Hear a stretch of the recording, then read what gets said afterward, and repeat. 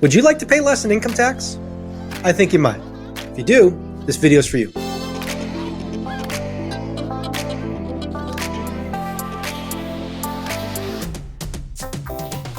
Welcome to the second episode of the Income Tax Bootcamp. My name is Brandon Ayers, and you are at the Ayers Rock Planning YouTube channel. Thank you for finding us. We're just getting started, and we really appreciate your support.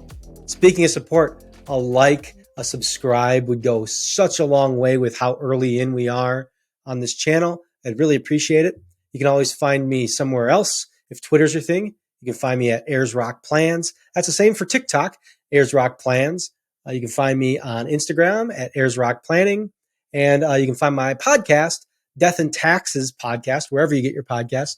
I'm doing a companion podcast for this Income Tax Bootcamp. And each week I cover the same topic, but just kind of do it in two different ways. One that generally works with a little more visual medium like YouTube, and the other one that works best just kind of with an audio lecture type of medium. So this week we're talking about how to pay less money in income tax.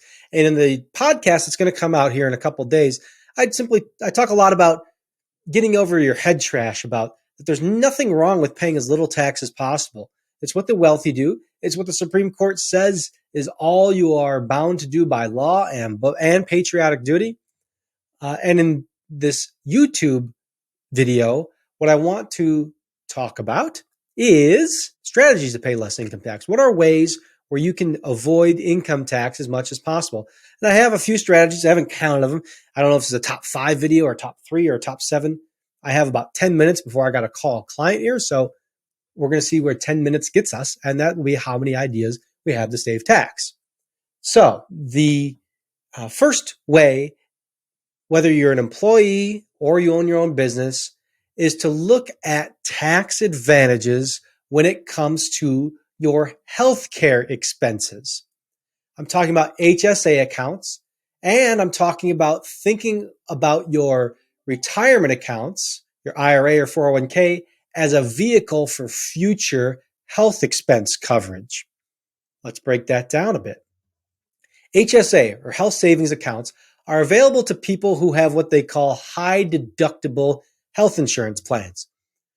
So what you get to do is you can contribute to these things pre-tax, and then you get to pull out money for healthcare expenses tax-free. Credit unions, banks, some other financial institutions offer these to their members as a benefit, and they usually have a little bit of interest, depending on how they're structured. It depends on the financial institution, but you can deposit money on these. Unlike things like FSAs, they don't revert back to zero at each year, so you can keep on accumulating year after year. So you can build wealth within those, and then you can withdraw tax-free accumulation and your tax preferred contribution without any tax to pay for healthcare expenses. What this does is it can create a situation where your high deductible health insurance plan becomes a whole lot more affordable. Or for some people, and this is what the really wealthy do, you can create a sort of self-insurance through this. So it can be a really good thing. I'm a big fan of HSAs. So you get a nice deduction, what everybody likes at the front end. And then on the back end, you get some tax-free growth. And I said a little bit of interest earlier, but I think you can invest them in whatever as long as the financial institution does it. So it can be a very good thing. Then there are using your IRAs and 401ks as with a kind of healthcare viewpoint.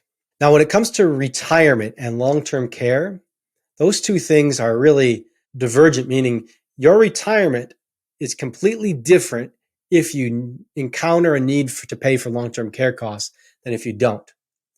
And the nice thing about IRAs, when it comes to paying for long-term care, most people who encounter long-term care can, just by the way the tax code functions, receive tax-free distributions of their IRA to cover those medical expenses.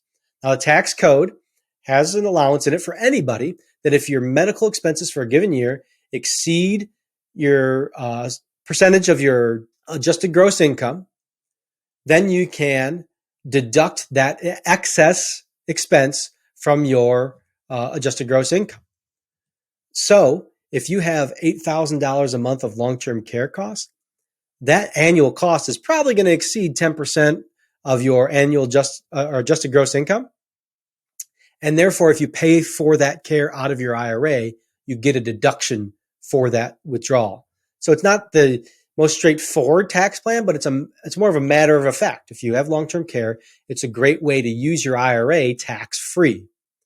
And this can go for Roth conversion strategies, by the way, too. If you have a year where you happen to have a lot of health expenses, that's obviously not fun. There's not a lot of joy in that. But what you can do to your advantage is maybe convert some money to Roth tax-free using that offset. So those are two ways with healthcare to take care of tax advantage. Another thing you can do to save money on your taxes, turn your hobby or a passion of yours into a business. Whether you have an interest in commercial real estate or commercial trucking or blacksmithing or anything. You love coaching soccer. You like weekend yoga retreats, whatever it might be.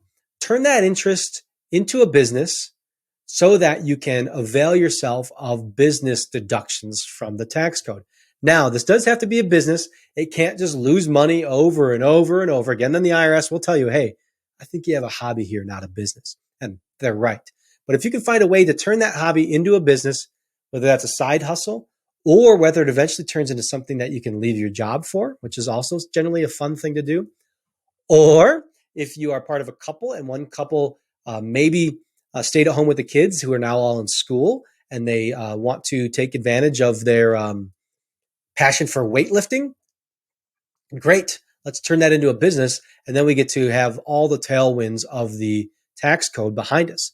So if you want to really take advantage of the tax code, second point, make yourself a business out of a hobby. Can be a good thing. And I should mention, this is not necessarily true for everybody. This is just informational, educational purposes, entertainment purposes. You need to consult with your own lawyer, tax advisor. I don't know who you are. If I do, hey, how you doing? Thanks for coming out. But I don't know who any of you are. I can't possibly be giving you specific advice for you because I don't know you. Anyway, let's get into the third idea on how to save money on tax, and that is plan. Plan not just for yourself, but also for your surviving spouse and for your kids. A big thing that comes up when kids inherit money is they get frustrated at paying tax on their parents' IRA that they always thought would be treated just like the house or their parents' post-tax investment account would be. Meaning you get a step up in basis and don't really have any capital gains or other tax to pay on the sale of those investments or assets. Every penny of an inherited IRA is taxable to the person on top of their income, so at their highest marginal tax rate. So if you want to save money on taxes, think about whether you or your kids, and if more than one kid, which of your children will be in the lowest tax bracket and when, and find a way to have that person pay the tax on that asset. For a child, it'll most likely have to be in the future. For you, it'd have to be probably between ages 59 and a half and 72. But it's a good thought to make of plan over multiple generations who is going to be in the lowest income tax bracket, which can bring up a whole host of family dynamics issues. But if you can get over those and talk about money with your family, you can decide who's going to pay the income tax lowest rate and therefore save the family as a whole on tax. Then finally, I want to talk about charities. There's a lot of things you can do with charitable giving. For example, if you don't want to use your RMD, but you're forced to take it anyway, and you have a church or some other charity you really love, great. Give all or a portion of that RMD to a charity through what's called a QCD, Qualified Charitable Distribution. And that charity will receive that tax-free. It won't even touch your standard deduction or your income status. It'll be a QCD and not a distribution to you from your IRA, which you would then cut a check. It's the best way to give to charity through your required minimum distributions. So you have to be getting required minimum distributions for that.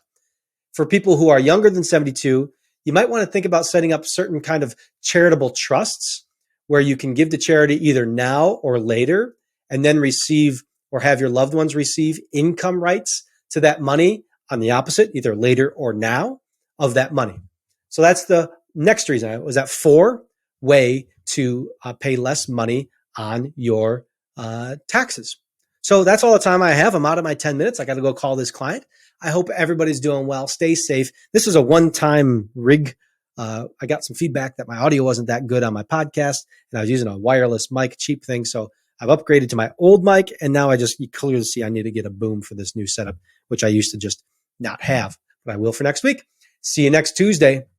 Adios.